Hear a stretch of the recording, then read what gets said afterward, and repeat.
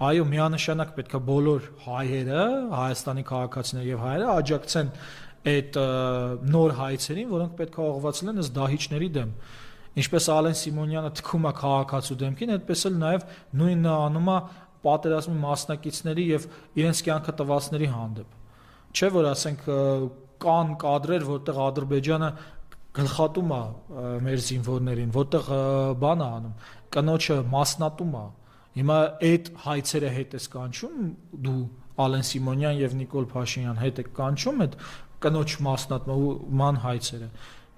Ես կարծում եմ, որ աշխարհում ընդհանրապես բոլորին պետք է կոնսոլիդացնել Հայաստանի այս խմել ռուժական, այդ փոլփոթական իշխանության դեմ։ Հնարավոր չի հանդուրժել այնպիսի բան, որը կոչվում է մարդկության դեմ հանցագործությունների հայցերը հետ կանչել։ Այսինքն մենք Հայաստանով այս